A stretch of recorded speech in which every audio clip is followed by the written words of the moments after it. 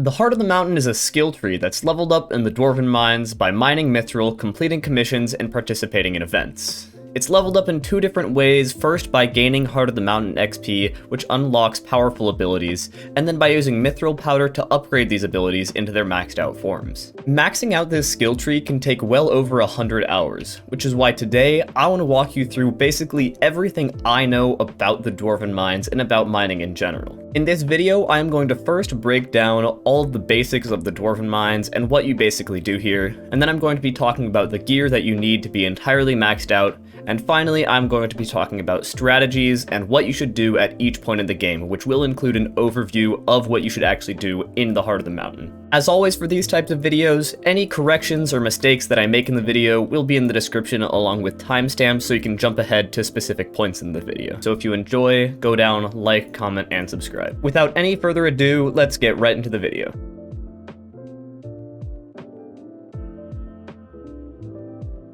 The first part of this video is going to be overview, and I'm going to be talking about what commissions are, what different events are, and what you should really do in the early part of the game. If you don't know, the Dwarven Mines is accessed at the bottom of the deep caverns, so at any point you can also just go back up to the deep caverns. However, the Dwarven Mines is infinitely more interesting in my opinion, so that's the only thing we're going to be talking about today. The first thing you'll be greeted with when you go into the Dwarven Mines is this guy named Riss. Riss is a wonderful guide, and I recommend that you read all of these different tabs thoroughly because it really does explain a lot about the update.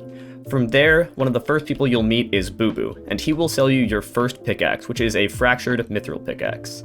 You can see here that it is uncommon and that it has breaking power 5, which is something that was introduced in this update. All different pickaxes and drills are now assigned with a breaking power, and that tells you what different ores you can break with them. The fractured mithril pickaxe is slightly slower than a diamond pickaxe, however, it can break titanium while a diamond pickaxe can't. The first thing that you're going to do in the Dwarven Mines is go to the King. The King is going to be a very important part of the Dwarven Mines in the early parts of the game because he allows you to complete commissions which give you Heart of the Mountain XP, and they give you mithril powder and mining XP. Of course, this is actually a pretty long walk early on in the game, but once you have some speed, it's pretty easy to get over here, and there are actually 7 different kings that you can talk to throughout the game, and these will give you a talisman once you've talked to them all. When you talk to the king, he will give you a quest, and this quest can be one of many things. It will reward you with Heart of the Mountain XP, mithril powder, and mining XP for when you complete it. The way that you start them is you talk to him, and then he'll give you one. You can see it by pressing tab, and then all you have to do is complete it. It can be anything from mining mithril to mining titanium, and it often is in specific locations. You also sometimes have to kill mobs such as goblins or ice walkers, and these different quests will give you Heart of the Mountain XP as you level them up. Each day, starting at midnight Eastern or 9 PM Pacific, the first 4 commissions that you complete will give you significantly more Heart of the Mountain XP and powder. As you complete more commissions, you unlock different commission milestones, which give you mining XP and unlock emissaries along with different perks. The last one is completed at 500 commissions, and it gives you access to the Royal Pigeon, which is basically a Maddox bat phone for commissions. Completing commissions gives you Heart of the Mountain XP, which can level up your Heart of the Mountain. Unlocking Heart of the Mountain 5 does take quite a few commissions, but it isn't really that hard over time, and once you do, it gives you Tokens of the Mountain, which you can use to unlock different perks. Along with commissions, you can also gain Heart of the Mountain XP by doing events. Events are scheduled, and they always go active event, passive event, active event, passive event. The 2 active events are the raffle, which involves you running around, picking up tickets, and then depositing them into the raffle box, and the Goblin Raid. And for the Goblin Raid, all you really need to do is hit a couple Super Protectrons or kill some goblins. You can find when these events are going to happen and be able to teleport to them by talking to Old Man Gary. Right now, as you can see, the next event will start in 3 minutes, and this also gives you some general information about what events are. There are also a number of things that you can do each day which give a small boost to your powder output, and those are Fetcher, which can be found up in this little area up here, and all he does is ask for a different item or number of items each day. And the other thing is the Puzzler, which is found over in the King's area. All you have to do for the Puzzler is talk to him, or apparently Alex, and he will tell you a sequence of different directions that you have to follow. Right now, of course, I've already done mine for the day because I forgot that I was recording, but of course it's very, very simple, and if you have something like Skyblock extras, it is extremely simple. One strong thing that I recommend is to claim your puzzler, fetcher, and of course your daily commissions during 2 times powder. Of course, it isn't a ton of powder, but over time it does add up, and I think that they're just kind of fun to do. When you first start out in the Dwarven Mines, the first armor set that you're going to want to get is Glaciite armor. Glaciite armor can be obtained by killing ice walkers, which are found near the ice wall. This armor set isn't insane, but it's actually pretty good early on. It also gets faster and faster as you level up your mining skill, and of course there are always going to be quite a few people trying to get them and also to kill ice walkers for the commission. You can also get goblin armor, but in my opinion goblin armor just really isn't as good, especially because it limits your mobility with things like Aspect of the End. Once you can afford it, Sorrow armor is a very, very good investment in my opinion. Not only because of its speed, but also because of its mining fortune, which is a very underrated stat.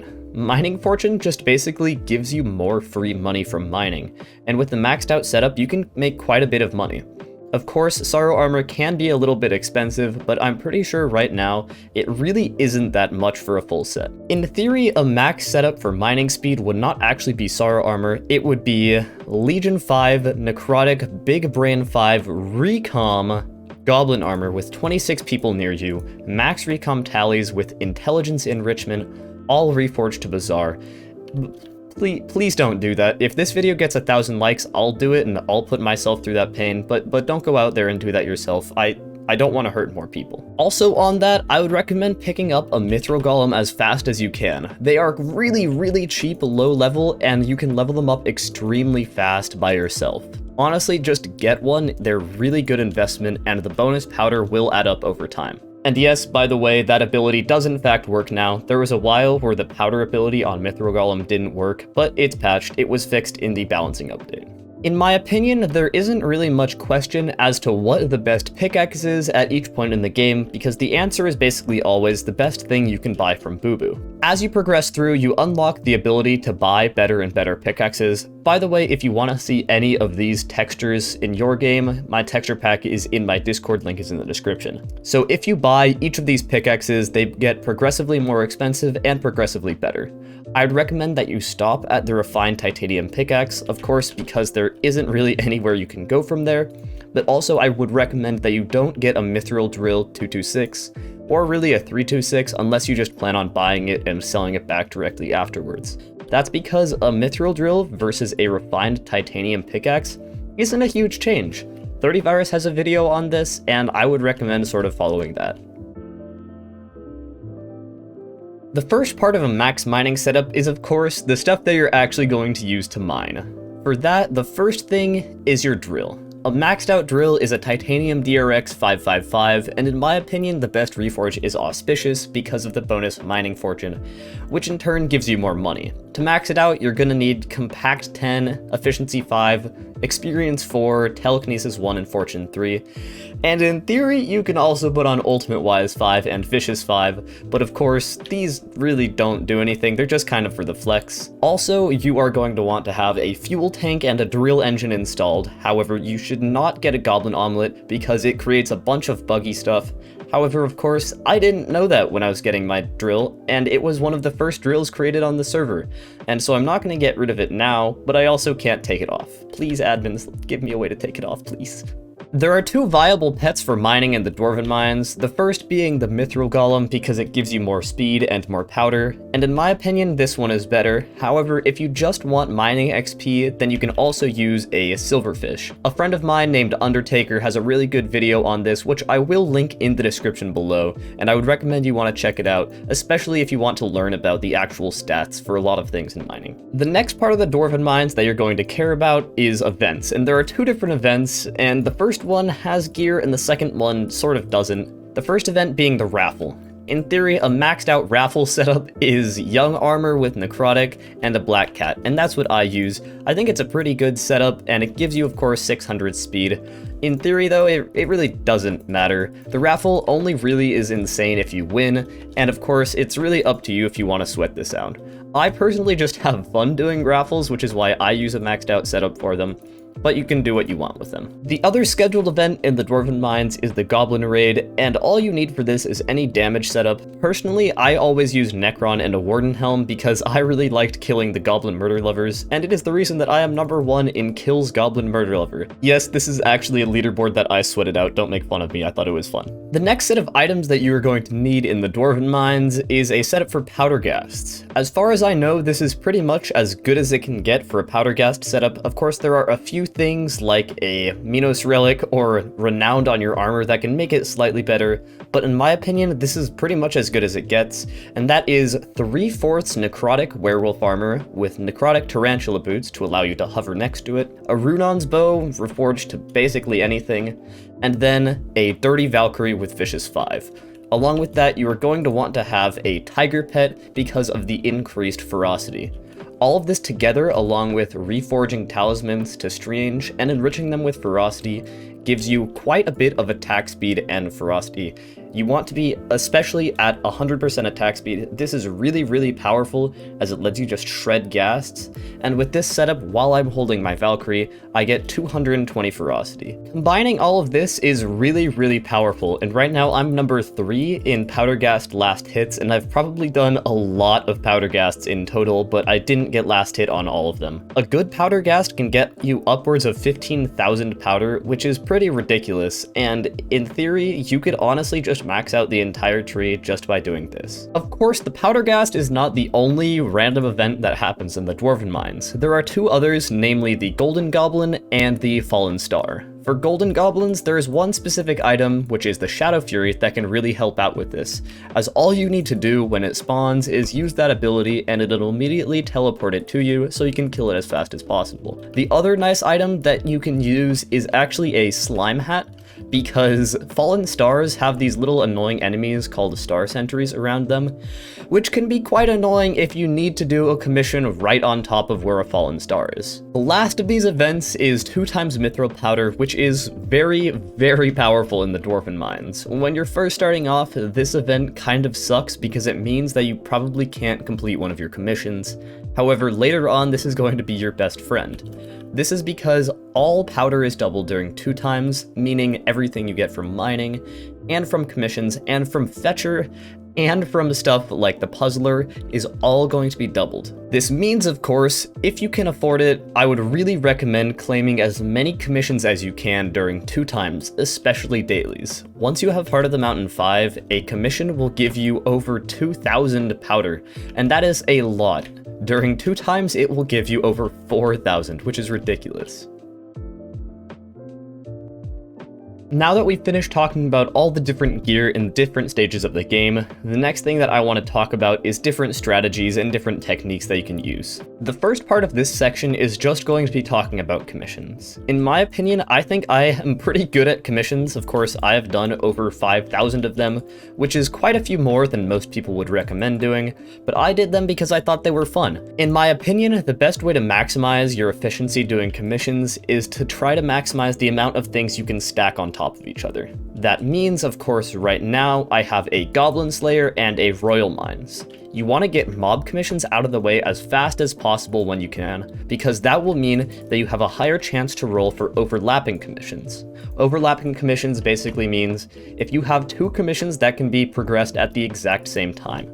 So a Mithril and a Titanium in the same location, or a Mithril commission that is general, and a Mithril commission that is specifically located. The more of these overlaps that you can get, the faster your commissions will be in general. Also, I would recommend that you get a lot of mana just so you can move around the map quickly. Some people actually early on only would mine in storm armor or in mana sets, and I think that still honestly could be viable. Of course, now it's a little bit different because of the way that mana stacking works. However, I think this is a really good strategy in general. Once you've done enough commissions to get around Efficient Miner 80 to 100, this cave is going to either become your best friend or your worst enemy, because it is going to be where you spend basically all of your time. The good part about this cave is that you can mine both green blocks when you don't have your speed ability and blue blocks when you do have your speed ability. The combination and balance of these two blocks in this specific area means that this is going to be the best place to mine once you have high efficient miner.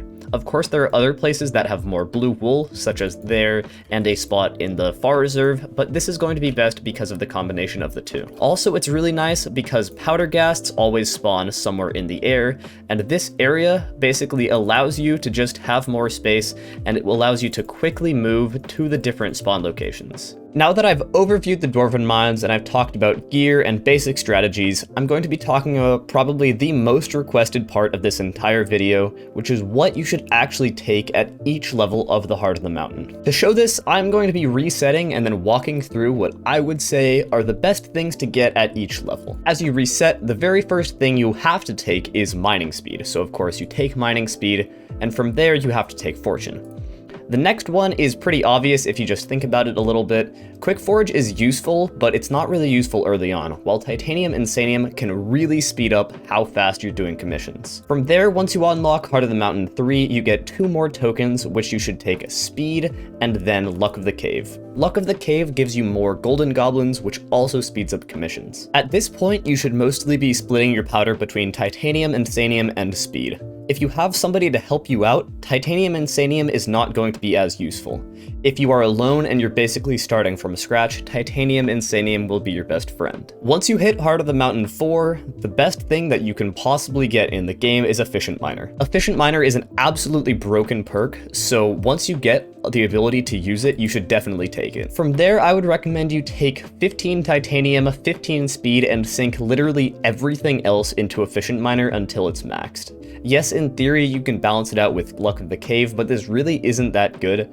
And then also, over time, it is just ridiculously powerful. Once you unlock Heart of the Mountain 5, you get access to the Peak of the Mountain. The Peak of the Mountain is a very powerful perk or set of perks, and it's unique because when you reset, it doesn't give you back the powder. I would recommend going to Peak of the Mountain 4 and not really worrying about Peak of the Mountain 5 until later on, and that's because that extra token isn't really going to have a big use case, which I can show you in a sec. Once you have Heart of the Mountain 5, these 3 perks are going to be extremely good. And right here, if you have Peak 4, you are going to not have the extra token. However, I have Peak 5, and the extra token can be spent in a couple of different ways. In general, you sort of have 2 tokens that you can spend in any of 4 spots. Those spots being Seasoned Mineman, Daily Powder, Quick Forge, and Orbiter. In my opinion, the best ones are Seasoned Mineman and Quick Forge, but sometimes if you want a cheaper route, you can also take Daily Powder and Seasoned Mineman. Some people take Orbiter if they just want to do it and pair it with doing dailies for enchanting, but in my opinion, it's not really that good. Personally, I've been using Quick Forge recently, but it is quite a bit more expensive. In this setup, I would recommend going for something like that. Over time, as you get more powder, the first thing that you're going to want to max out is Efficient Miner. Efficient Miner 100 practically quadruples your efficiency while mining, which is just absolutely ludicrous, so in my opinion, every single level of Efficient Miner is better than any other level of any other perk. Once you have Efficient Miner 100, you're going to care about Speed, Titanium and Sanium, and Fortune. If you want to keep doing commissions, Titanium and Sanium is probably your best bet, and it's also really, really good for mining XP. Mining Speed is also a very powerful perk, but in my opinion, it's not as good when you have something like a Titanium Drill DRX555, because speed sort of falls off over time. If you really just care about money, mining Fortune is actually extremely powerful, and a lot of people underrate how good it is. Once you have these 3 perks maxed out, you sort of have a couple of options. I went Seasoned Mineman next, but I know some people go Luck of the Cave because of more powder. I think Mineman is better because racking up a lot of mining XP is a lot of fun. A lot of people will take Daily Powder next just because it's nice and it's really, really cheap. I think in total it only costs like a few 100,000 powder, and so it's faster to get all diamonds on your board if you take Daily Powder. Maxing out the entire Heart of the Mountain is extremely fun, and turning that last emerald into a diamond is probably one of the most satisfying things I've ever done in Hypixel Skyblock. And with that, that just about wraps it up for today. If you enjoyed, don't forget to like and subscribe. This video has taken a lot of effort on my part and on Nishidon's, and if you want to see more like it in the future, join the Discord, which is linked in the description, to never miss a video or stream ever again. With that, I'll see you guys later, and adios.